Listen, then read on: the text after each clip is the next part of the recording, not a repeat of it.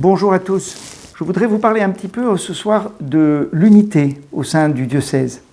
Un peu mise à mal ces derniers temps avec toutes les turbulences au sujet de la reprise des messes et des différentes étapes, des décisions du gouvernement. Là, heureusement, petit à petit, nous pouvons reprendre des célébrations en nous rassemblant davantage. Oui, l'unité. Le pape François, dans La joie de l'Évangile, nous dit qu'il y a 3 manières de nous situer par rapport à un conflit. Soit de se dire « je ne veux pas le voir ce conflit, il n'existe pas ». Ce n'est pas bien bénéfique.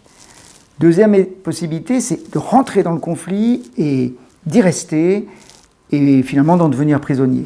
Et puis il y a une troisième solution, c'est de faire de ce conflit finalement, de le supporter, de l'assumer et d'en faire comme une premier maillon d'un processus, et ainsi d'aboutir à une communion dans les différences, où on se parle, où on s'écoute et où on s'enrichit finalement les uns des autres, des points de vue. Et je crois que ça correspond bien à ce que me disait un jeune père de famille dimanche soir lors d'une des célébrations, disant « Ces derniers temps, j'ai beaucoup discuté avec plusieurs amis de la paroisse et on n'était pas tous d'accord, mais au final, j'ai beaucoup appris en écoutant même ceux qui n'étaient pas d'accord avec moi sur la reprise des messes, la manière de nous exprimer. Et ainsi, nous nous sommes dit, il faut qu'on continue à se parler. Moi-même, j'ai fait l'expérience aussi de plusieurs dialogues constructifs, je crois, en tout cas où moi j'ai reçu aussi, en écoutant des points de vue différents. Et je crois que voilà, ça porte du fruit.